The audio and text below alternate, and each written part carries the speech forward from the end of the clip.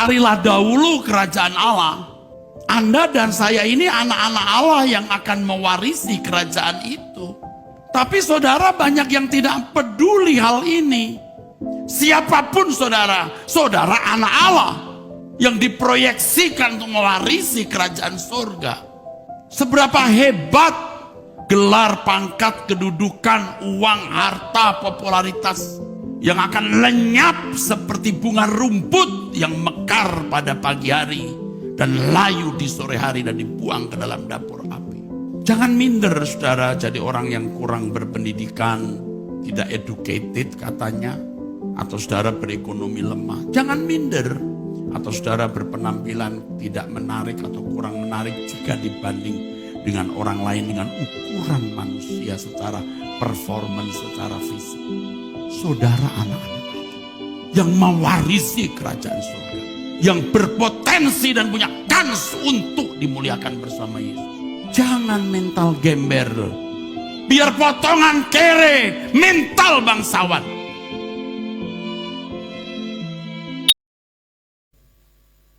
Pengumuman buat kita jemaat Tuhan di pagi hari ini, untuk kegiatan kita seminggu ke depan, besok hari Senin ada wanita surgawi, kita bisa mengikutinya di Truth ID pada pukul 2 siang.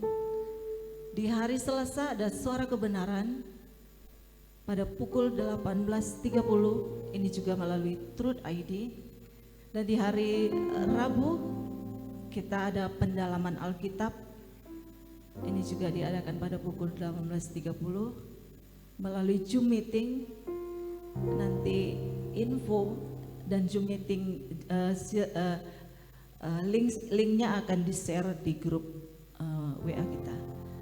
Di hari Kamis seperti biasa kita ada doa bersama, tapi untuk minggu ini info selanjutnya atau apapun nanti perubahan waktu atau jadwal akan di-share di grup, akan diinfokan di grup.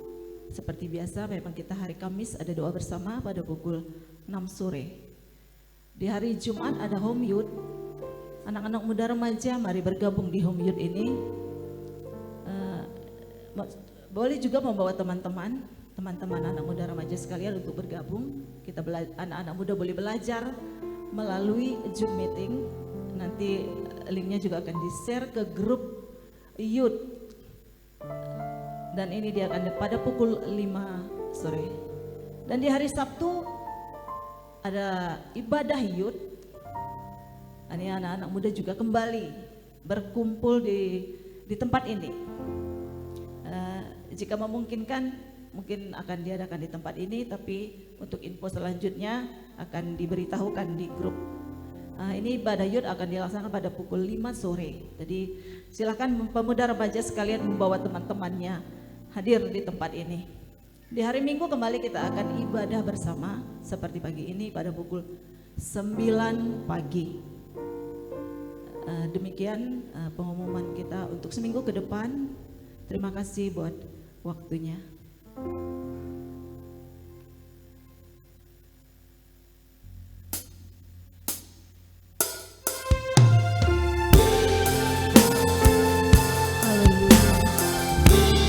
Mendengarkan suara-Mu Bapa, biarlah Roh-Mu memimpin setiap kami.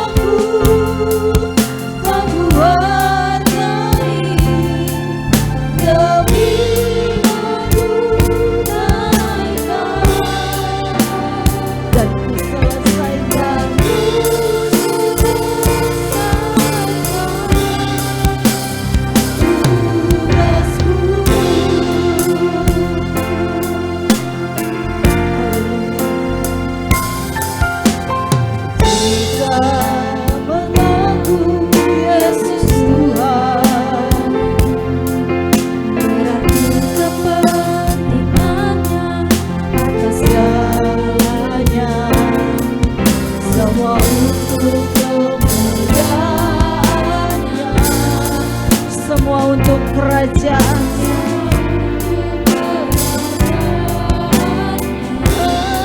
Haleluya. Ini aku telah Kau miliki, kota beri ananda lunas terbayar, kota berkata Yesuslah Tuhan dan Raja firman. Rela ku mengabdi dan melayani dengan segala hidup. Darah dan nyawaku tak kuhargai demi dan melayani dengan segala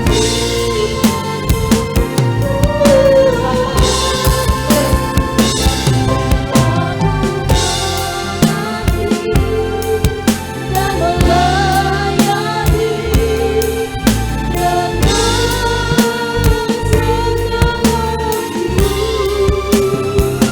Darah dan nyawaku tak kuhargai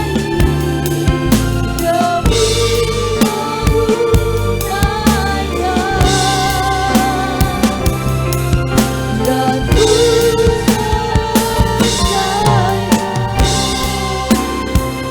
rela ku mengabdi dan melayani dengan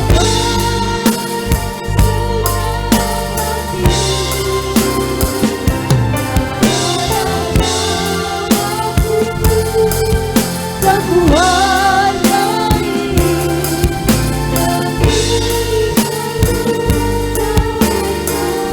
panggilan-Mu Tuhan, panggilan-Mu Tuhan. Rela ku mengabdi dan melayani dengan segala hidup. Darah dan nyawaku tak kuhargai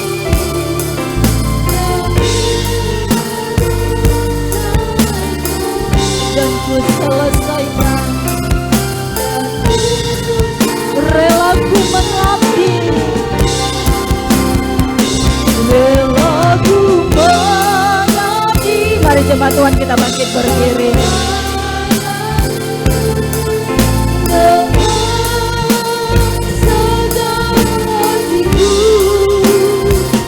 Darah dan nyawaku tak kuhargai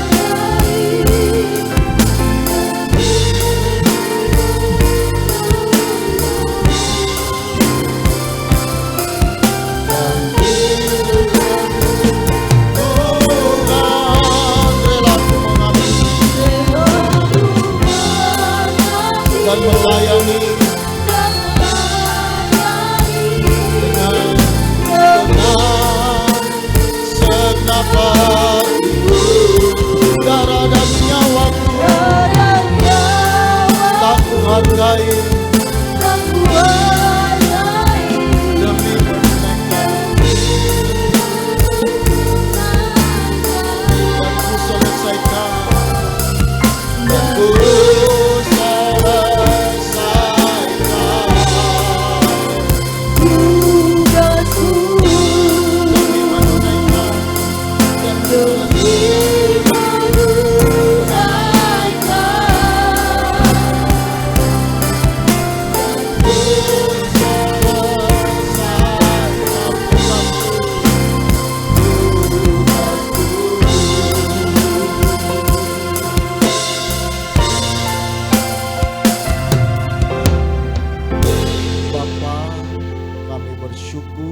kami boleh ada di tempat ini saat ini. Ini karena roh-Mu yang kudus yang mendorong kami dan kami meresponinya atas kesadaran bahwa kami membutuhkan Tuhan, kami memerlukan Tuhan. Tuhanlah yang memiliki napas kami, Tuhanlah yang memberi kehidupan kepada kami. Bahkan Tuhanlah yang melindungi, memelihara kami dan orang-orang yang kami kasihi. Itulah mengapa kami sekarang ada di hadapan-Mu ya Bapa. Dan kami mohon dalam pertemuan bersama ini, apa yang kami buat berkenan di hadapan-Mu, pujian penyembahan kami sampai di hadapan-Mu Bapa. Dan Engkau mendengar setiap seruan kami umat-Mu di tempat ini. Sekarang Bapa, kami akan duduk diam untuk mendengarkan kebenaran-Mu yang merupakan kebutuhan satu-satunya dalam kehidupan kami. Karenanya Bapa berbicaralah, Bapa berkata-katalah, Bapa cerahi kami dengan kebenaran-Mu. Karenanya kami akan terima kebenaran-Mu di dalam nama Tuhan Yesus Kristus yang menjadi Tuhan dan Juru Selamat kami. Haleluya. Amin. Amin. Silakan duduk. Tuhan Yesus memberkati.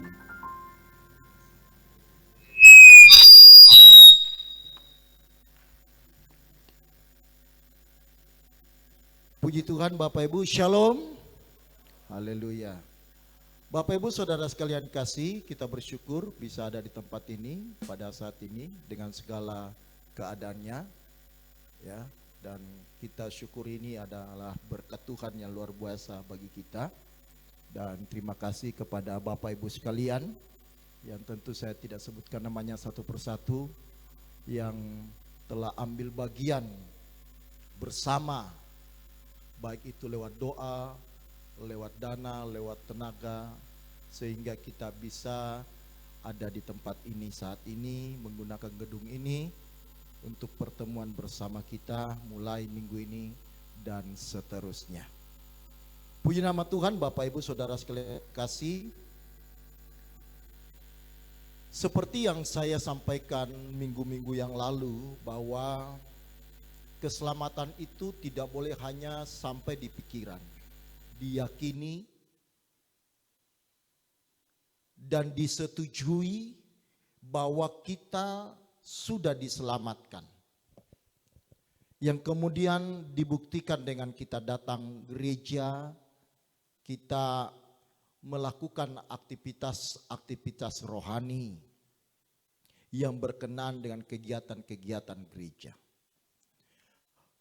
Keselamatan itu bukan hanya diyakini atau tidak hanya diyakini, tetapi sungguh-sungguh dialami.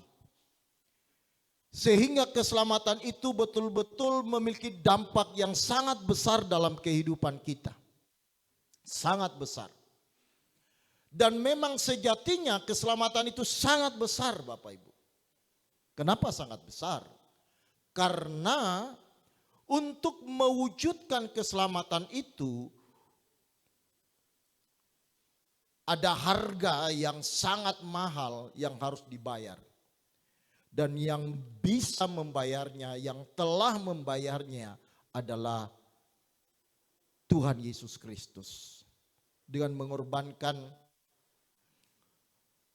kehidupannya di atas kayu salib yang kita akan peringati lewat perjamuan kudus.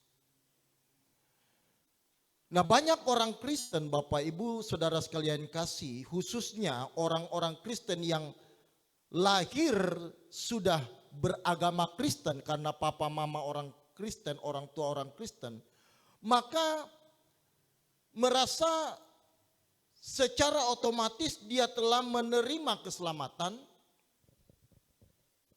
berdasarkan keturunan dari orang tua.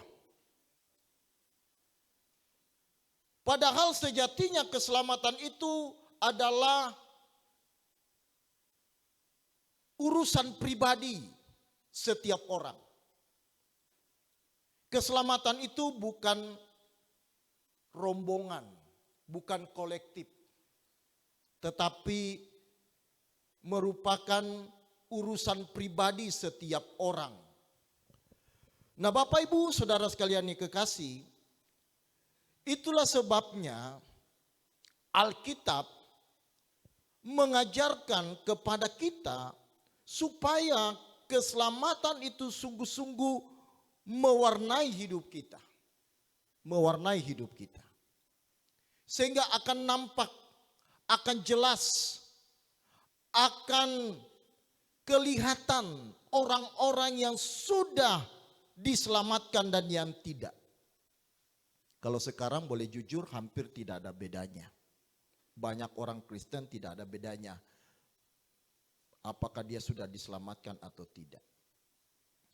Nah, kalau kita melihat Kisah Para Rasul pasal 20 Bapak Ibu ayat yang ke-24. Kisah Para Rasul 20 ayat yang ke-24. Kita akan baca Kisah Rasul 20 ayat 24. Silakan Bapak Ibu bisa membuka Alkitabnya. Baik cetak maupun elektronik. Kisah Rasul pasal 20 ayat 24 kita akan melihat pernyataan Rasul Paulus yang luar biasa. Dan ini menjadi satu bukti pribadi yang sudah betul-betul mengalami keselamatan. Di Kisah Rasul 20 ayat 24 dikatakan begini. Baik, kita baca karena teksnya ada di depan kita. 2, 3. Tetapi aku tidak menghiraukan nyawaku sedikit pun. Asal saja aku dapat mencapai garis akhir dan menyelesaikan pelayanan yang ditugaskan oleh Tuhan Yesus kepadaku untuk memberi kesaksian tentang Injil kasih karunia Allah. Nah, salah satu bukti utama seseorang yang mengalami keselamatan yaitu dia akan memiliki gairah untuk membawa, menawarkan keselamatan itu kepada orang lain. Dia akan punya dorongan yang kuat. Sebab dia sudah mengalami keselamatan itu. Dia merasakan, dia mengecap betapa hebatnya keselamatan yang dia telah terima, dia telah peroleh dari Tuhan Yesus. Sehingga itu yang mendorong dia untuk juga menyampaikan kepada orang lain. Kalau Bapak Ibu punya sesuatu yang baik gitu ya, apalagi sesuatu yang sangat berarti bagi Bapak Ibu akan selalu menyampaikannya, mengutarakannya. Ya kan? Dan Bapak Ibu juga rindu supaya orang lain juga mengalaminya, mengenakannya. Nah, ini tentu dalam konteks orang yang memang sudah punya hati nurani yang baik. Ya, punya hati nurani yang baik. Kalau hati nuraninya bengkok, salah, dia akan menyimpan untuk dirinya sendiri, ya. Karena orang yang hati nuraninya keruh itu pasti egois. Pasti egois. Pasti dia menikmati sendiri. Dia pasti mau menguasai sendiri. Ya.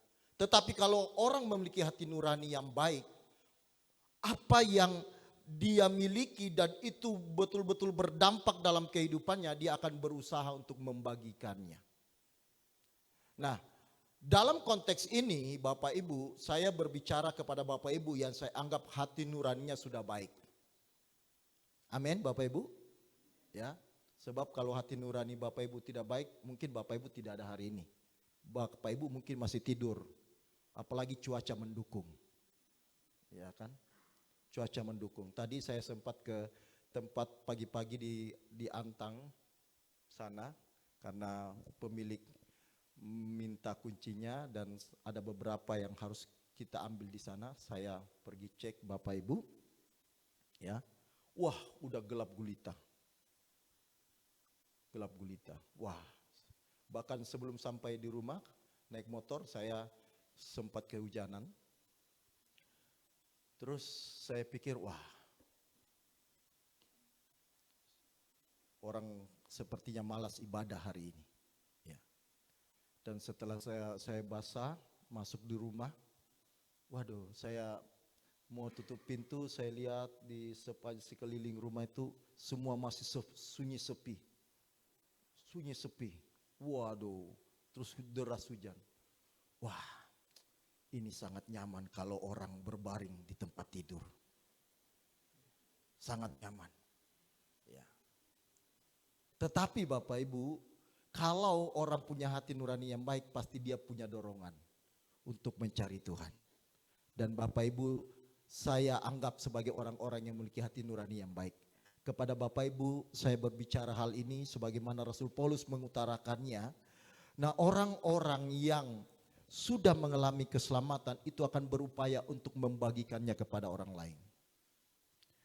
Sebagaimana yang disampaikan oleh Rasul Paulus ini. Bahkan Rasul Paulus berkata, kalaupun aku harus kehilangan nyawa, itu tidak masalah. Itu tidak masalah.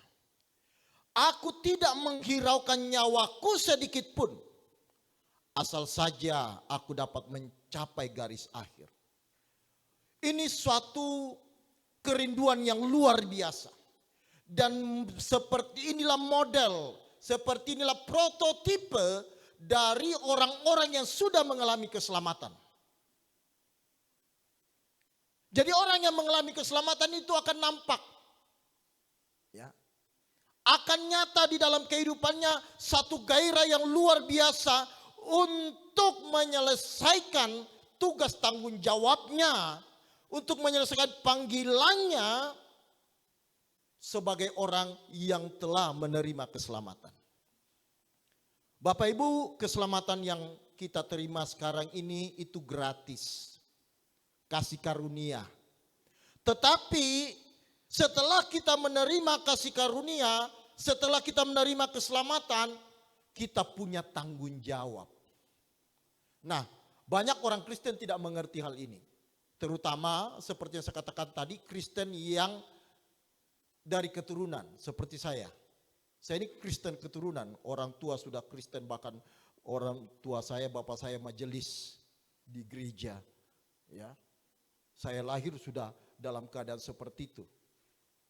Nah, tetapi Bapak Ibu Saudara sekalian kasih, orang yang dilahirkan Kristen itu belum tentu sungguh-sungguh mengalami keselamatan. Nah, nanti akan nampak dalam kehidupannya apakah dia memiliki gairah yang besar untuk menunaikan tanggung jawab atas panggilannya sebagai orang yang menerima keselamatan. Nah, sayangnya juga kalau di gereja tidak diajarkan hal ini. Jemaat hanya diajak untuk datang, kemudian dijanjikan hal-hal yang bersifat lahiriah. Itu akan membuat jemaat tidak mengerti tujuannya menjadi Kristen. Tidak mengerti panggilannya, tidak mengerti apa maksud tujuan Tuhan memberi keselamatan kepadanya. Dan orang-orang Kristen seperti ini tentu nanti tidak akan dapat bagian dalam kerajaan surga sebab dia tidak menghargai keselamatan itu sendiri. Bapak Ibu nanti bisa melihat, kalau saya sampai di sana, Rasul Paulus berkata begini, aku bekerja lebih keras.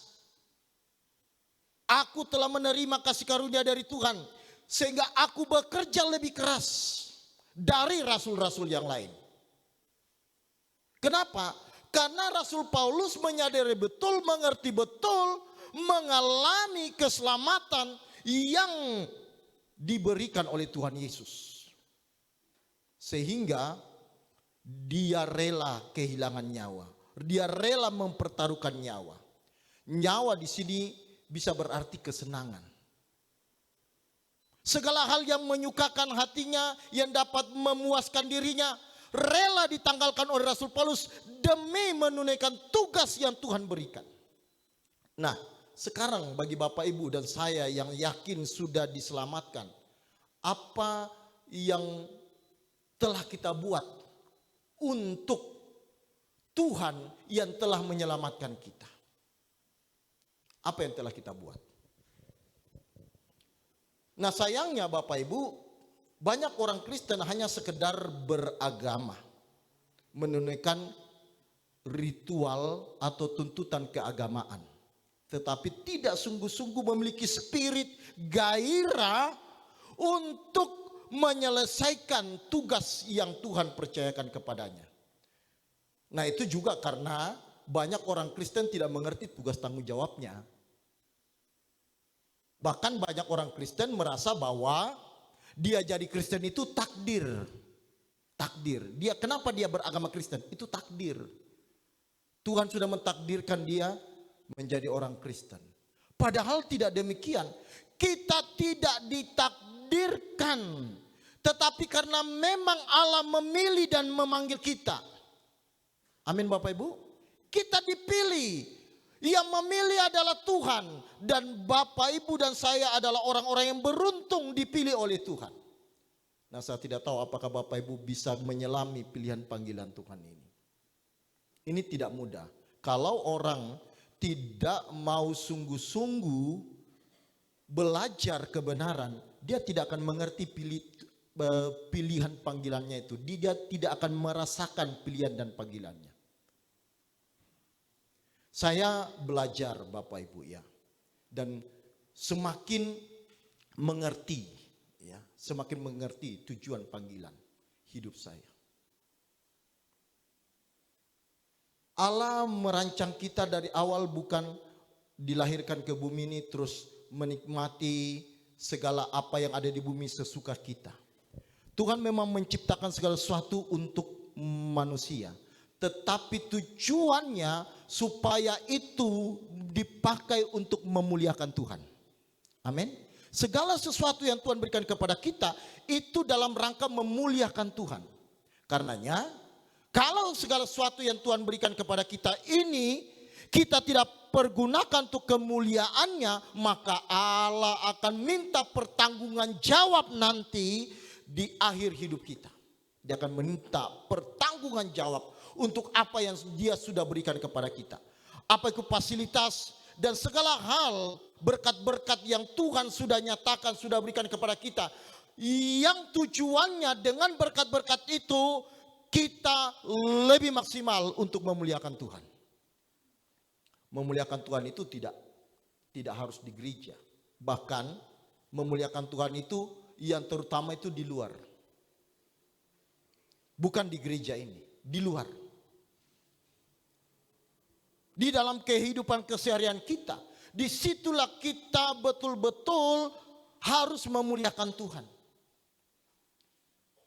Nah, tetapi banyak orang Kristen merasa bahwa kalau ke gereja memuliakan Tuhan dan itu sudah selesai. Sehingga keluar dari gereja tidak lagi ada urusan dengan Tuhan. Jadi berurusan dengan Tuhan itu hanya kurang lebih 2 jam di gereja ini. Setelah itu keluar dari gereja, sudah nggak ada urusan lagi dengan Tuhan. Nanti minggu depan baru berurusan lagi.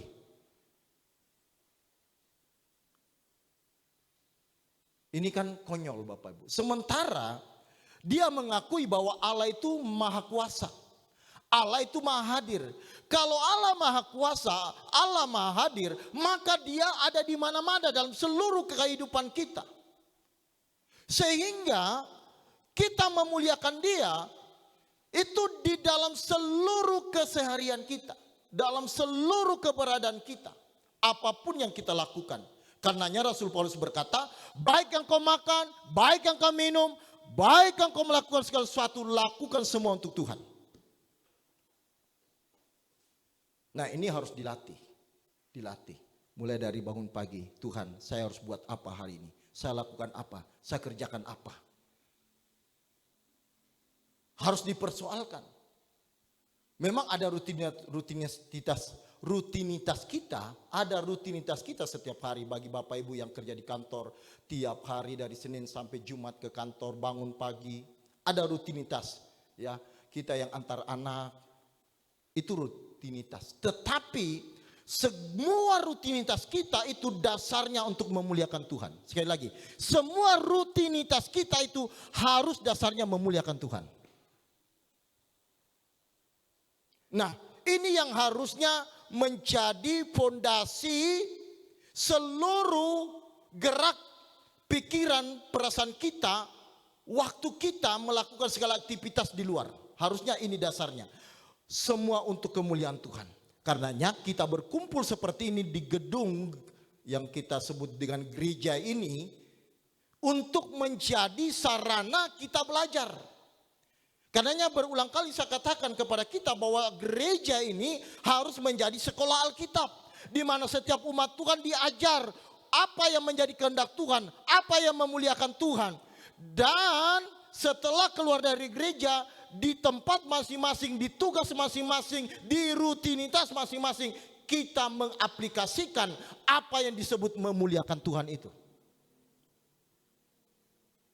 Sampai nanti Bapak Ibu, jiwa kita, fisik kita, pikiran kita, tubuh kita ini sudah memiliki irama yang memuliakan Tuhan. Nah, untuk sampai ke hal ini itu tidak mudah, perlu dilatih terus-menerus. Perlu. Kalau fisik bisa melakukan segala sesuatu, bisa melakukan sesuatu yang kadang dianggap mustahil, demikian juga dengan jiwa. Jiwa juga harus dilatih. Nah, bagaimana melatih jiwa? Kalau fisik ini dilatih ada toolsnya, ya. Misalnya kalau pemain bola ada pola-polanya, misalnya tahan bola seperti apa,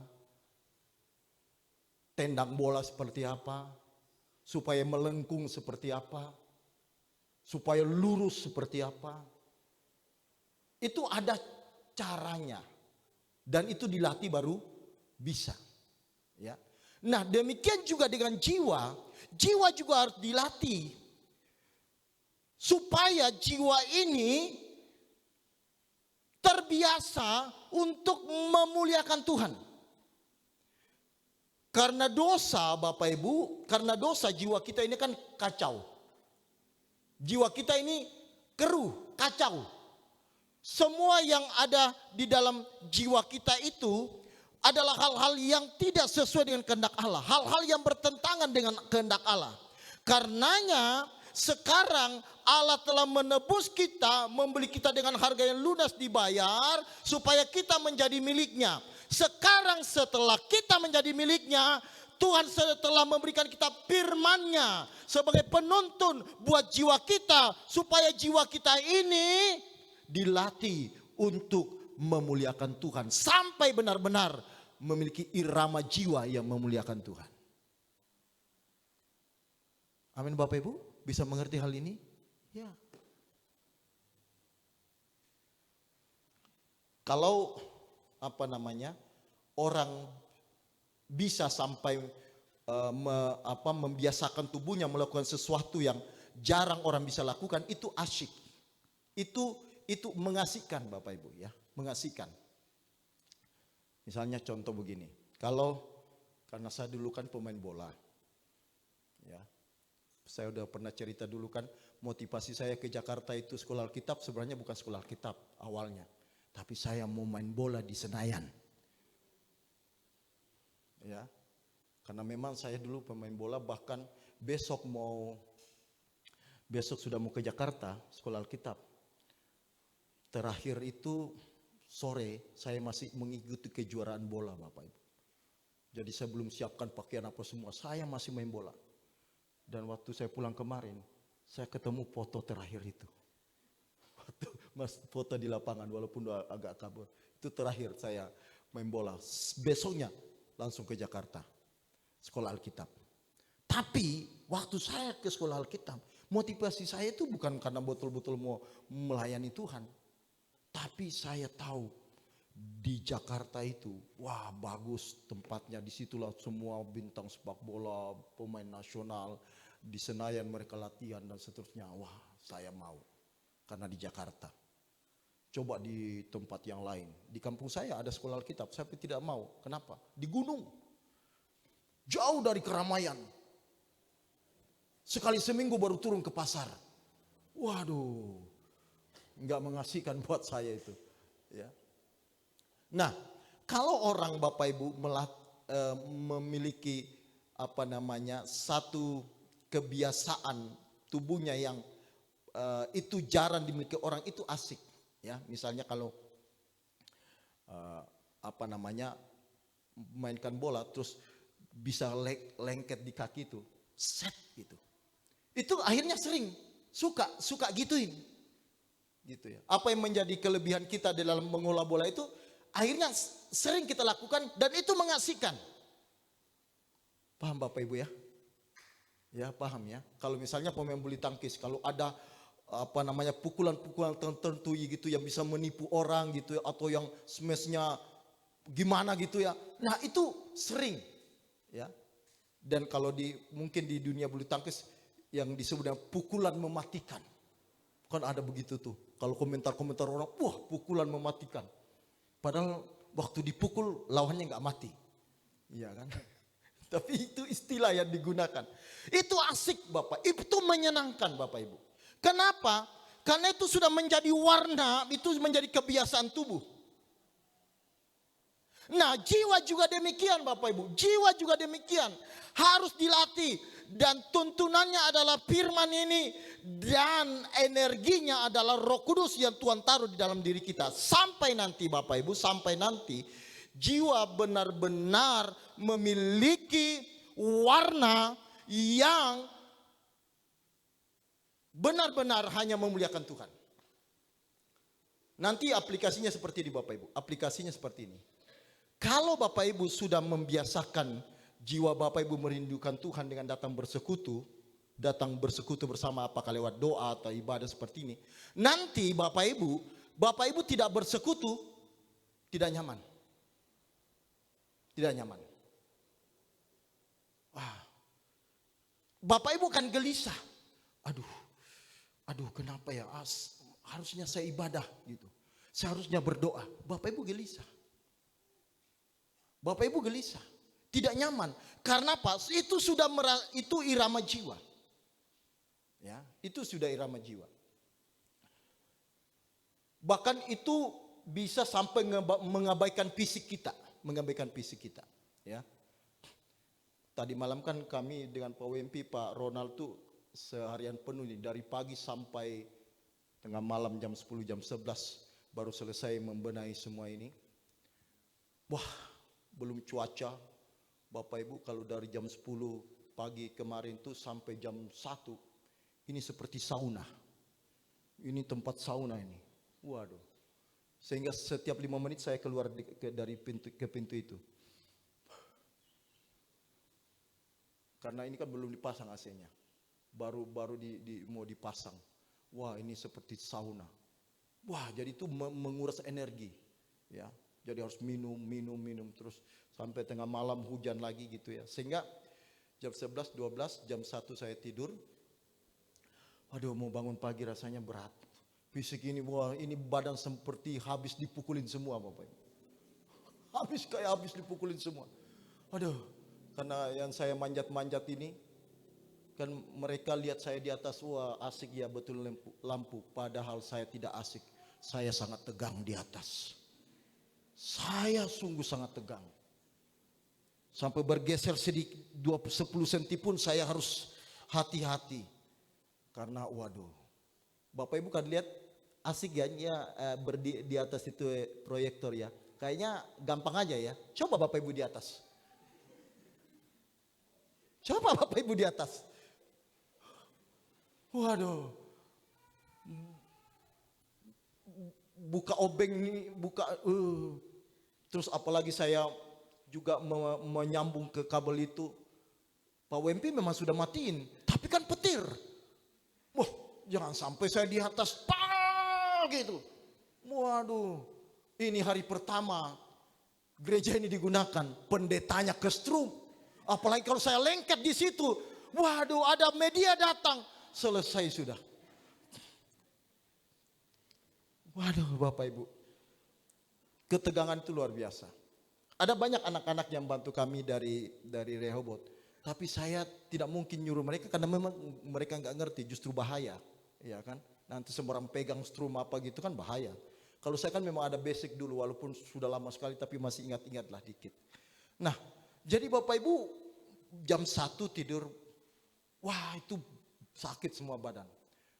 Tapi karena sudah irama jiwa, jam 5 tetap bangun. Walaupun masih sakit semua badan, tapi bangun. Jiwa ini tidak tunduk lagi pada fisik. Ngerti Bapak Ibu ya? Nah, tapi kalau untuk sampai begitu kan nggak bisa sekejap, nggak bisa didoakan. Didoakan bukan solusinya, tapi latih terus menerus, tekun melatihnya sampai jiwa kita punya irama seperti itu. Irama berdoa. Ini dalam konteks doa pagi. Nah nanti yang lain misalnya baca firman. Terus atau hal-hal rohani misalnya ibadah. Itu akan menjadi irama jiwa kita Bapak Ibu. Kalau cuma sekedar mengabaikan bisnis apapun gitu ya. Sebenarnya nggak terlalu berat. Kalau Rasul Paulus tadi katakan, aku rela kehilangan nyawa demi menunaikan tugas panggilanku. Nah dasarnya apa? Karena Rasul Paulus sudah benar-benar mengalami keselamatan itu. Bagaimana keselamatan yang dari Tuhan itu benar-benar luar biasa. Sehingga itulah yang mendorong, itulah menggerakkan dia untuk melakukan segala hal tanpa mempedulikan keselamatannya sendiri. Tapi Bapak Ibu perlu tahu, orang-orang yang seperti ini justru itulah yang akan dipelihara oleh Tuhan. Orang-orang yang sungguh-sungguh menunjukkan kecintaannya kepada Tuhan, orang-orang seperti itu yang akan dipelihara oleh Tuhan. Kalau kita melihat amanat agung dikatakan, pergilah jadikan semua bangsa muridku dan baptislah dalam nama Bapa, Putra, Roh Kudus, dan ketahuilah aku akan menyertai kamu sampai akhir zaman. Siapa yang disertai di situ? Apakah semua orang Kristen? Tidak. Yang disertai adalah orang yang pergi memberitakan Injil, beritakanlah, ajarkanlah apa yang telah kuajarkan kepadamu. Kepada orang-orang itu Tuhan akan menyertai.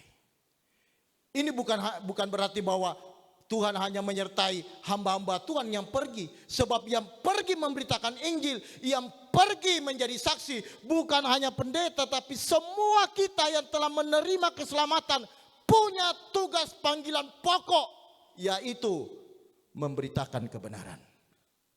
Amin Bapak Ibu. Ya, semua kita, apapun tugas fungsi kita, status kita, apapun latar belakang kita, apapun sekarang kedudukan kita, kita punya panggilan sebagai orang yang telah menerima keselamatan untuk memberitakan keselamatan itu kepada orang lain. Baik lewat perkataan maupun lewat perbuatan. Dan ada banyak hal yang Bapak Ibu bisa lakukan. Dan Roh Kudus akan menuntun Bapak Ibu. Mulai hal yang kelihatannya sederhana. Seperti misalnya Bapak Ibu ya, kalau Bapak Ibu merasa diberkati pelayanan di sini, khotbah di sini, Bapak Ibu bisa share ke orang lain, ke teman. Itu sudah luar biasa. Itu sudah luar biasa. Mungkin Bapak Ibu waktu share orang enggak peduli, orang sekilas saja, atau bahkan ada orang yang meremehkan, ada orang yang mengejek dan seterusnya. Enggak masalah. Enggak apa-apa.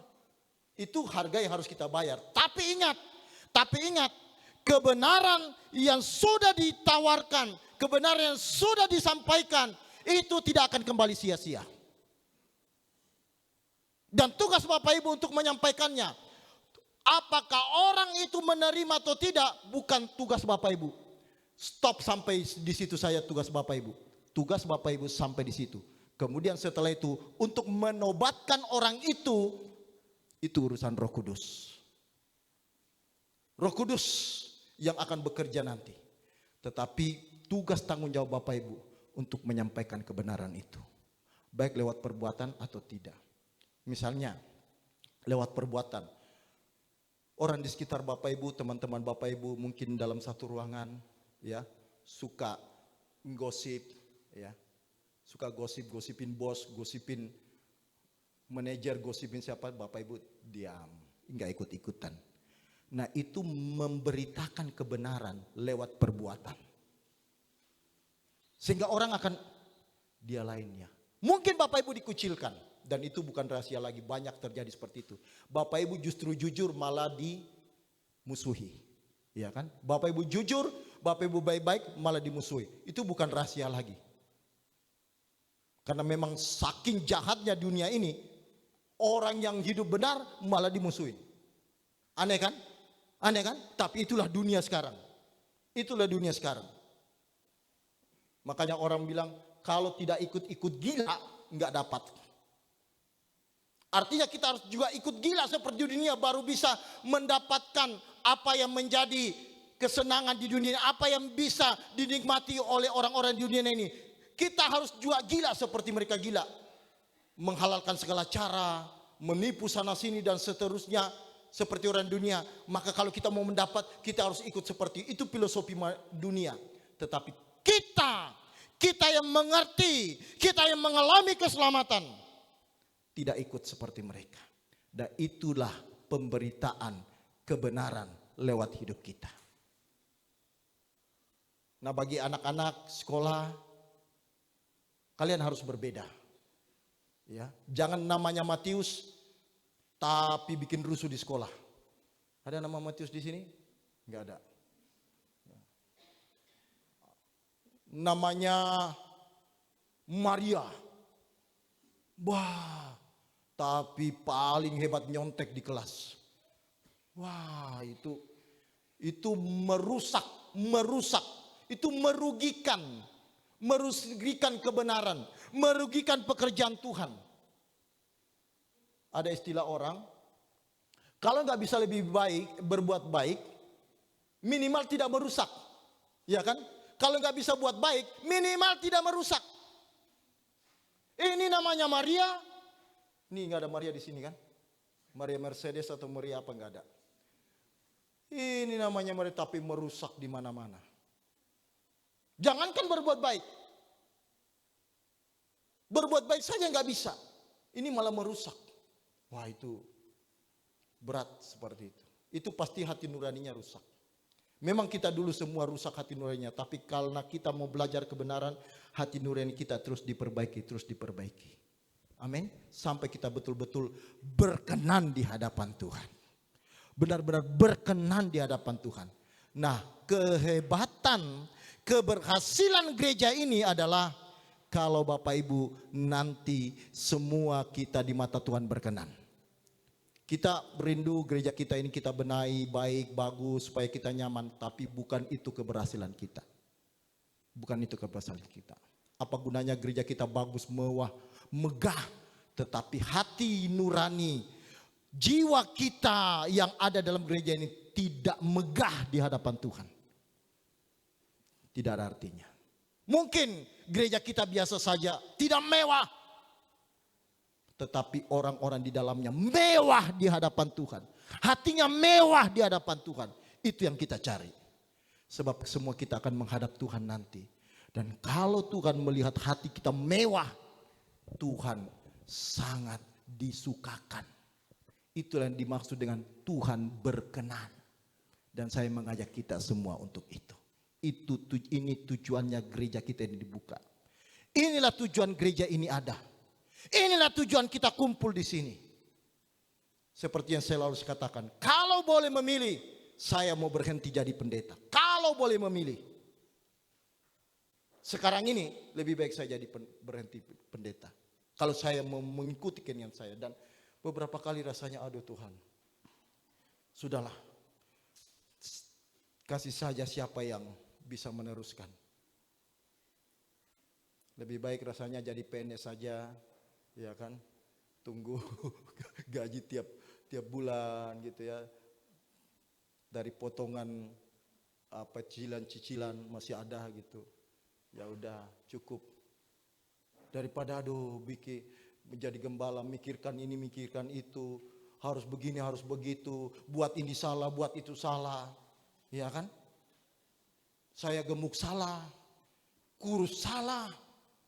Apalagi bisa dipersalahkan, bisa banyak dipersalahkan. Aduh, lebih baik rasanya udah jadi jemaat aja dah. Ada dan sering terbelit dalam pikiran saya. Tetapi saya menyadari itu panggilan. Itu panggilan dan itu kehormatan buat saya. Sebab Tuhan bisa mengganti saya dengan 1.000, 2.000, 3.000 orang yang lebih hebat dari saya. Tuhan sangat bisa mengganti saya di sini dengan orang yang jauh lebih hebat. Karenanya kalau saya boleh diperkenan Tuhan melayani, itu adalah kehormatan yang Tuhan berikan. Dan itu luar biasa. Dan Bapak Ibu juga demikian. Kalau Bapak Ibu boleh diperkenan, mengerti kebenaran, dan ambil bagian dalam pekerjaan Tuhan itu tidak harus di gereja ya. Dimanapun Bapak Ibu. Yang dasarnya tadi harus selalu untuk kemuliaan Tuhan. Amin. Kalau Bapak Ibu semua jadi pendeta, jadi aktivis, wah, siapa yang jadi jemaat? Dan bukan hanya itu, kalau semua jadi aktivis, jadi pendeta semua, jadi pejabat semua, ini malah potensi itu berantem itu besar. Iya kan? Wow, kok dia, kok saya nggak dapat giliran? Oh, udah kacau gitu. Makanya Tuhan kalau Bapak Ibu membaca Korintus, menciptakan kita itu dengan fungsi masing-masing. Ibarat tubuh ini ada fungsinya masing-masing. Iya kan? Nah, kita tidak boleh meremehkan bagian tubuh kita yang paling kecil. Atau dianggap paling lemah. Atau dianggap paling sederhana. Enggak boleh. Mata enggak boleh berkata, apa kuku? Cuma bisanya panjang. Terus kita juga yang potong. Apa sih fungsinya kuku? Tangan tidak bisa berkata seperti itu. Dan tidak boleh meremehkan kuku. Sebab semua ada fungsinya. Iya kan?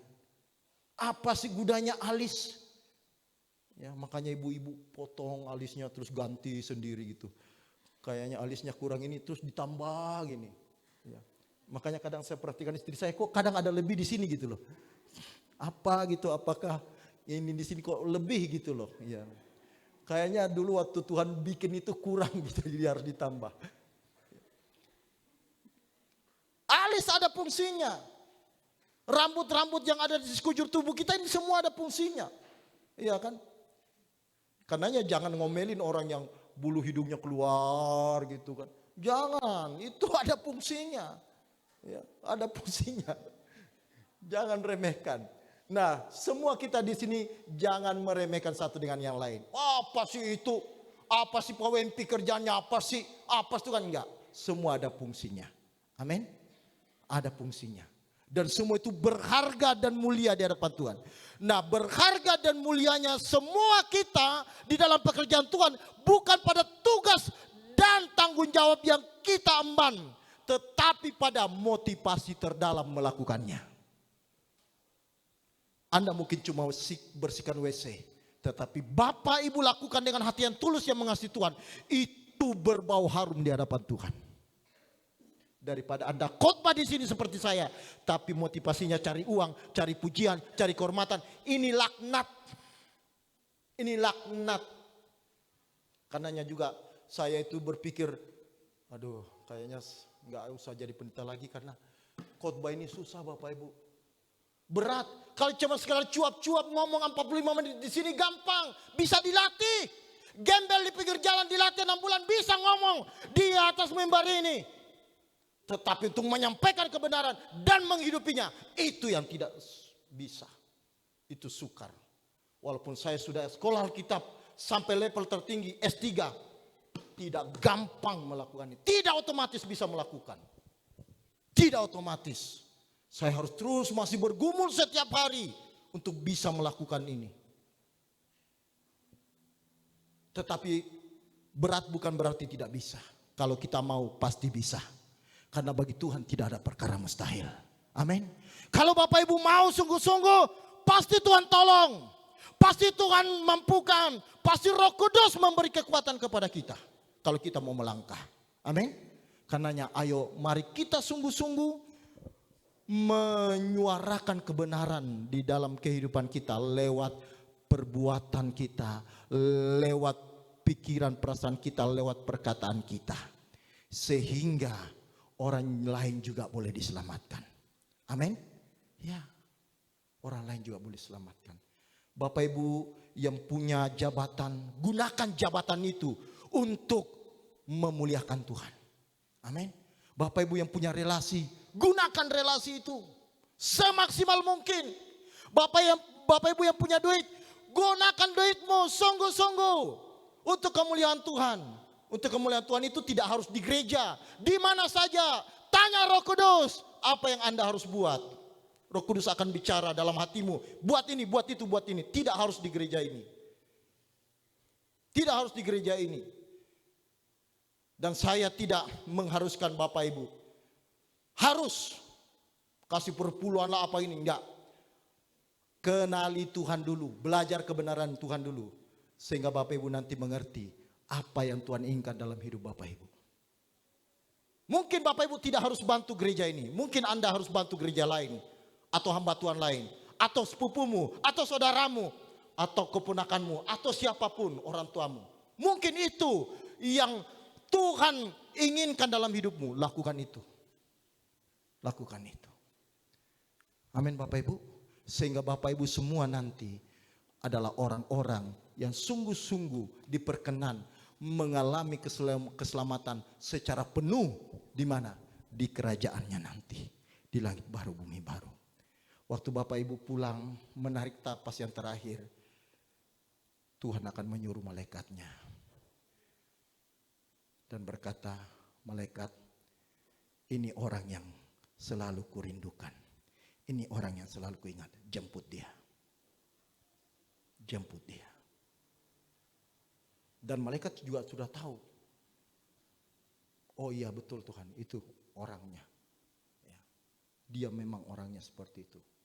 Dia baik, dia suci, dia benar. Dia suka menolong orang lain. Dia rela berkorban untuk pekerjaan Tuhan, kemuliaan Tuhan.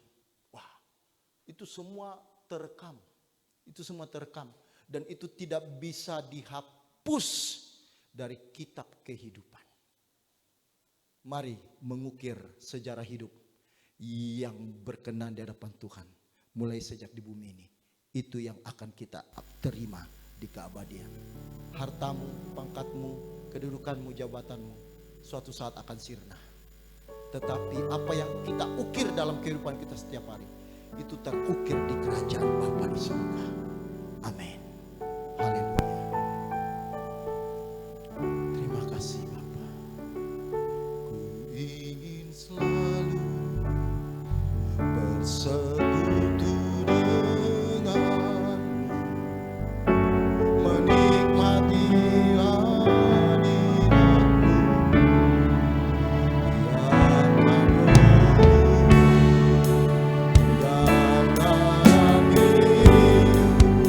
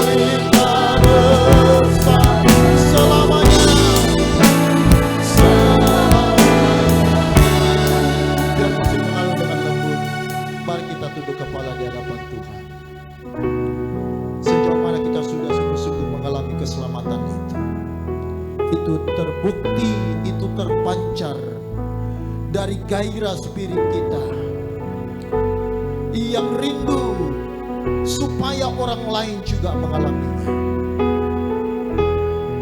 Dan Allah senang dengan hal itu. Itulah yang Allah inginkan. Dan kepada orang-orang yang membagi hidupnya bagi orang lain, Allah akan besertamu, Allah akan menolongmu, Allah akan memeliharamu. Bahkan bukan engkau saja, orang-orang di sekitarmu, orang-orang yang kau kasihi pun diberkati Tuhan. Kalau engkau melakukan tugas panggilanmu sebagai ucapan syukur dan terima kasihmu atas keselamatan Tuhan beri, maka Allah akan memfasilitasi hidupmu. Engkau tidak akan dipermalukan. Sepertinya engkau ada di ujung tanduk, tetapi engkau tidak akan tergeletak. Engkau tidak akan tergeletak.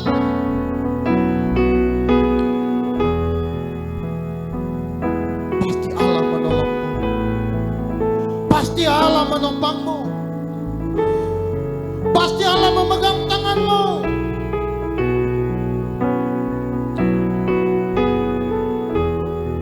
Kalau engkau mengerjakan tugas dan panggilanmu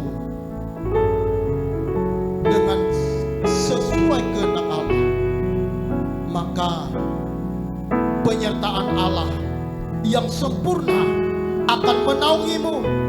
Sebagaimana bangsa Israel dinaungi dengan tiang awan dan tiang api, Allah akan menaungimu dengan kepak sayapnya.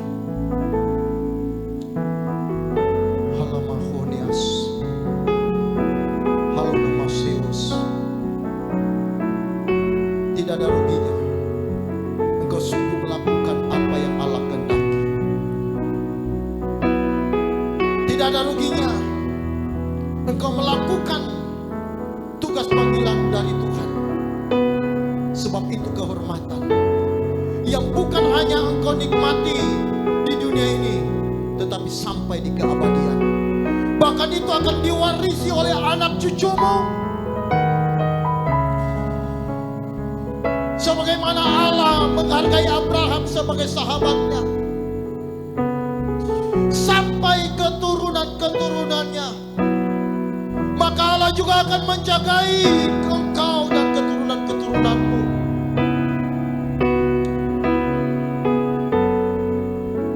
Keturunanmu tidak akan meminta-minta.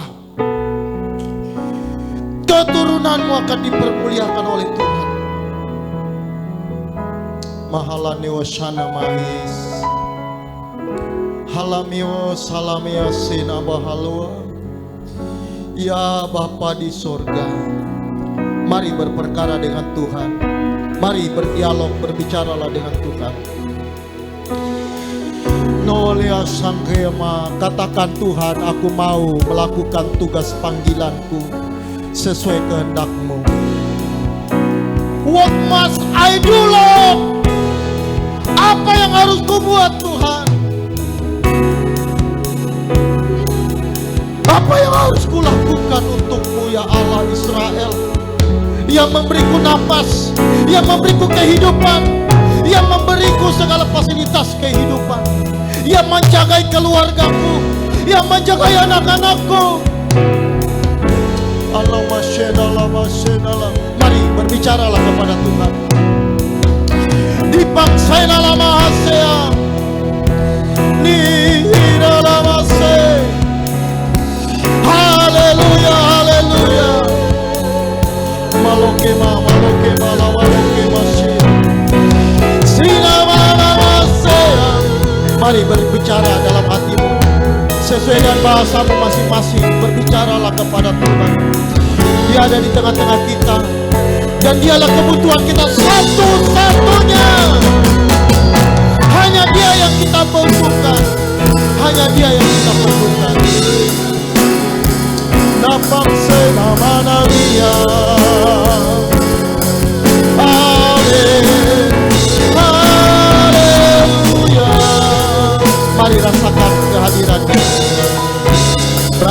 perawatannya. Saat engkau sungguh-sungguh berperkara dengan dia. Hinomose, hinomose,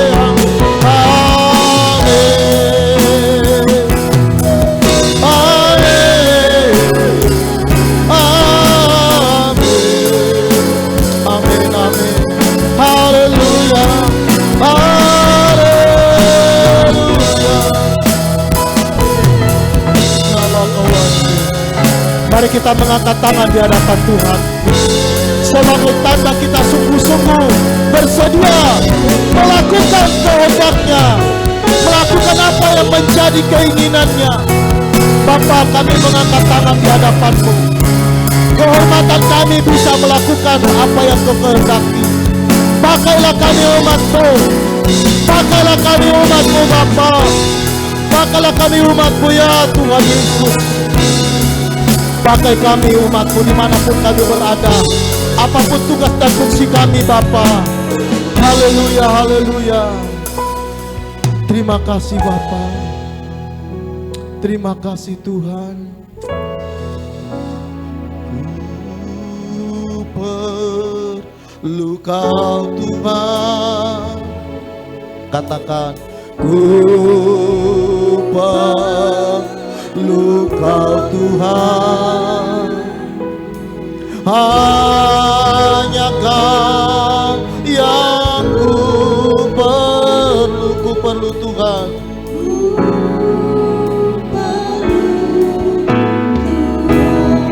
Ku perlu Tuhan, katakan, ku perlu Kau Tuhan, ku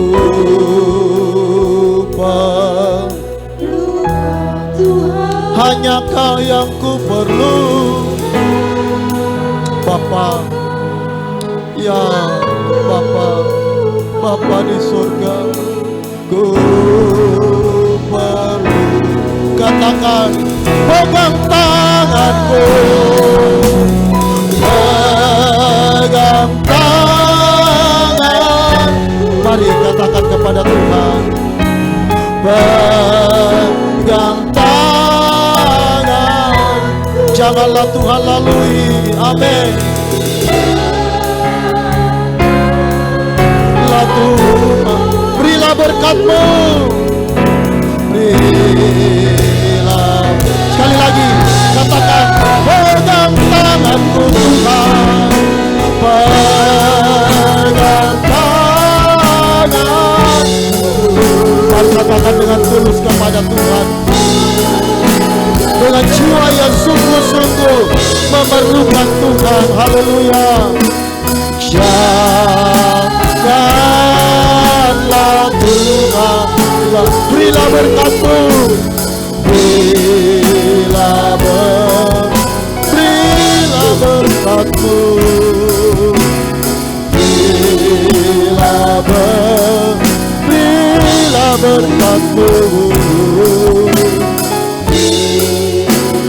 berkat. Beri tepuk tangan kemuliaan buat Tuhan Yesus. Bapa, Engkau yang melihat kesetiaan anak-Mu untuk hadir bersama beribadah saat ini.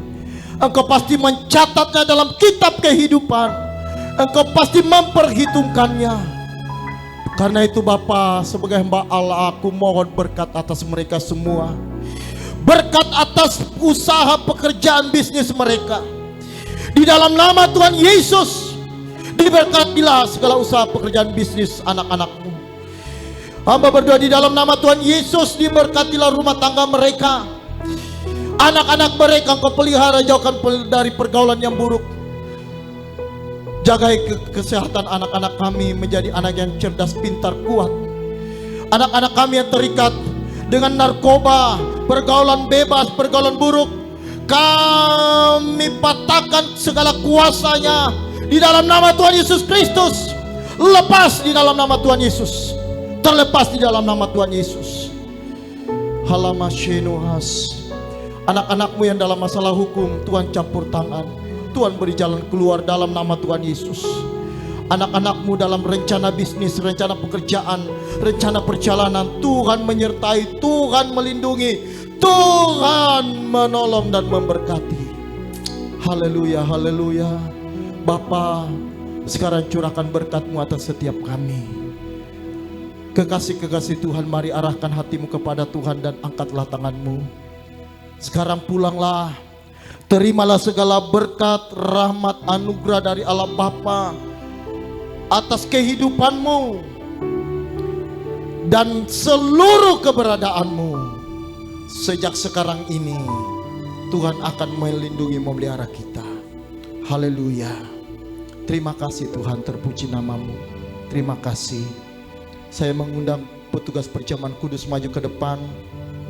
Kita siapkan hati pikiran kita menerima perjamuan kudus. Kita masuk dalam suasana Golgota. Kita menghayati betapa besar kasih anugerah dan rahmat Tuhan atas kita. Tubuh dan darahnya yang kita akan terima lewat roti dan anggur menjadi sarana alat di tangan Tuhan untuk sungguh-sungguh mengubahkan setiap kita. Terima kasih Bapa. Pada satu Bapa di sorga, turunlah berkat-Mu atas roti dan anggur ini. Di dalam nama Bapa, Putra dan Roh Kudus, roti dan anggur ini menjadi alat anugerah di tangan Tuhan untuk memberkati setiap umat-Mu. Yang lemah dikuatkan, yang susah diumurkan, yang sakit disembuhkan dalam nama Tuhan Yesus Kristus. Turun berkat-Mu atas roti dan anggur ini. Haleluya, haleluya, amin. Terimalah roti dan ini, bagikan kepada jemaat Tuhan. Terima roti dan anggur ini, bagikan kepada jemaat Tuhan. Itu kulihat cintanya yang besar.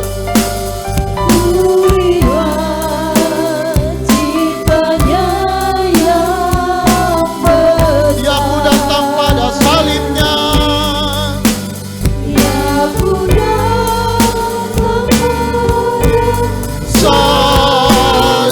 Sana ku dapat ampun dosa, sana ku dapat ampun dosa. Ku datang pada salib itu, mari katakan lebih sungguh. Ku datang pada salib itu. Ku lihat cintanya yang besar, amin. Ingat cintanya Tuhan, ingat pengorbanannya, ingat kasih-Nya yang besar, ingat keselamatan yang Tuhan telah beri,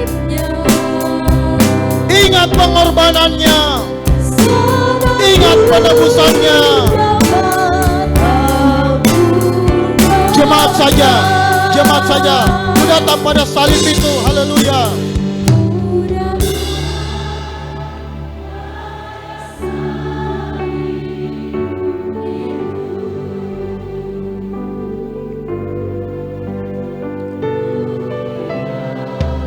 Holonase. Betapa besar kasih Allah pada kita. Betapa besarnya kasih Allah pada kita.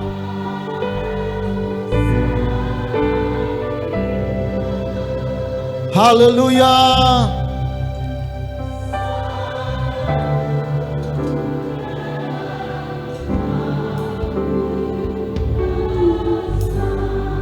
Angkat roti dan anggur di tangan kanan tinggi di atas kepala.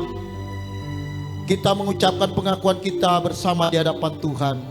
Ikuti apa yang saya katakan.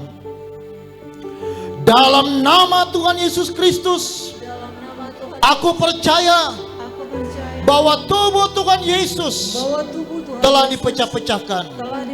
Darah Tuhan Yesus telah ditumpahkan bagi pengampunan dan penebusan dosa-dosaku. Oleh korban Tuhan Yesus, Aku percaya Aku percaya aku dibebaskan aku dibebaskan dari kutuk dosa, kutuk dosa, kutuk maut, kutuk maut, segala kutuk segala kutuk dan api neraka. dan api neraka.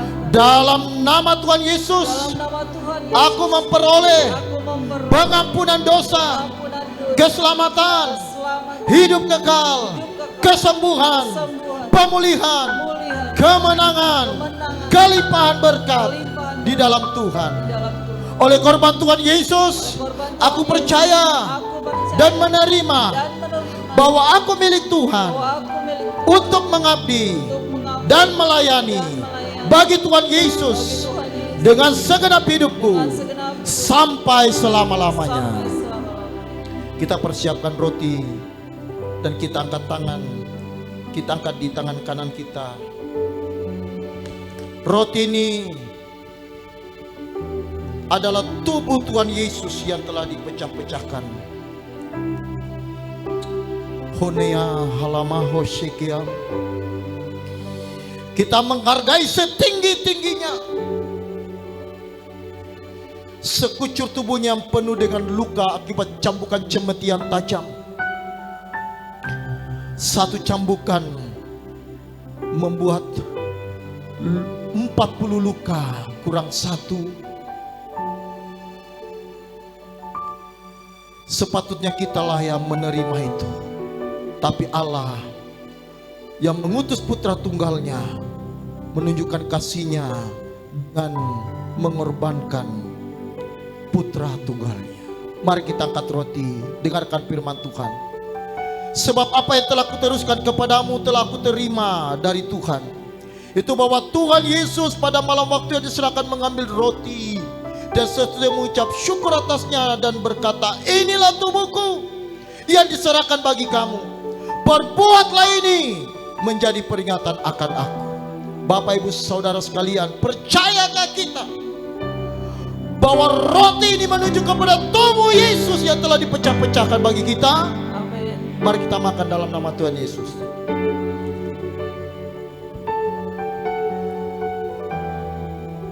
Kita siapkan anggur.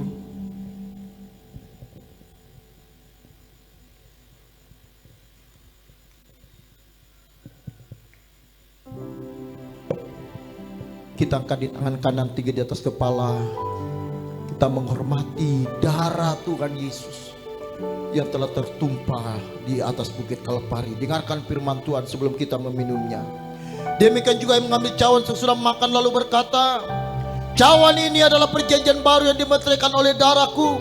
Perbuatlah ini setiap kali kamu meminumnya menjadi peringatan akan aku. Sebab setiap kali kamu makan roti dan minum cawan ini, kamu memberitakan kematian Tuhan sampai Ia datang.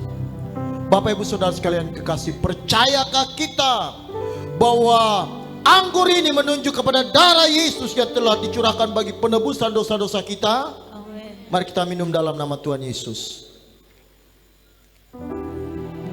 Haleluya. Mari semua buka mulutmu, ucapkan terima kasih kepada Tuhan. Dengan segenap hati katakan terima kasih buat pengorbananmu. Terima kasih buat curahan darahmu. Terima kasih buat kasih setiamu. Terima kasih buat penebusanmu. Terima kasih buat kebaikanmu. Mari dengan tulus katakan kepada Tuhan. Katakan kepada Tuhan. Katakan kepada Tuhan. Katakan terima kasih buat keselamatan kau beri.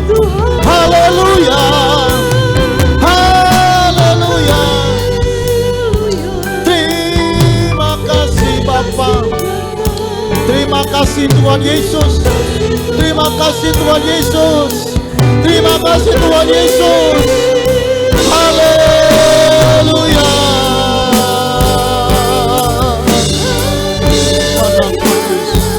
Haleluya. Haleluya.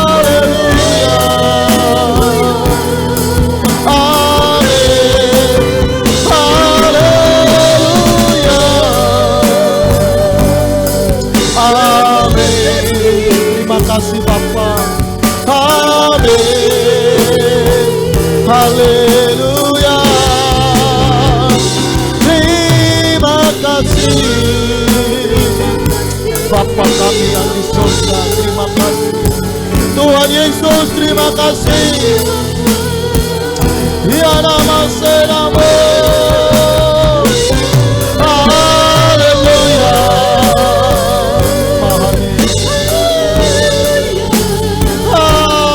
Haleluya. Mari bersyukur.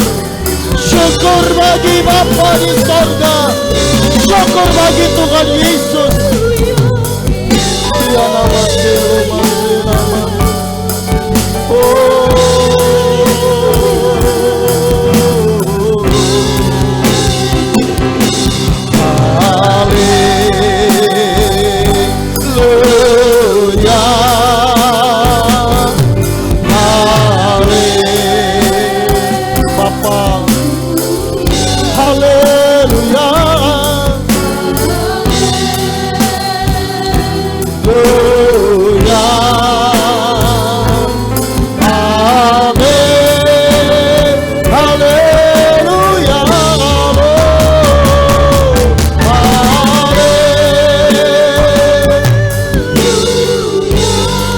Bapa kami yang di surga, Engkau yang kami perlukan, curahkan berkat-Mu bagi setiap kami umat-Mu. Haleluya, haleluya, amin. Yesus Tuhan, haleluya. Sekali lagi katakan haleluya, amin. Ya Tuhan, haleluya,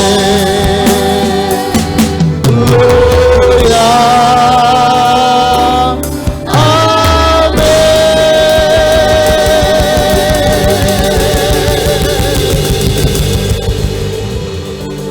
Angkatlah kedua tanganmu, pulanglah dan terimalah segala berkat, rahmat, anugerah dari Allah Bapa, cinta dan kasih sayang dari Tuhan Yesus Kristus dalam persekutuan Roh Kudus menyertai kita sekalian saat ini sampai selama-lamanya. Setiap umat Tuhan yang percaya bersama-sama katakan amin. Puji Tuhan, ibadah kita selesai. Tuhan Yesus memberkati.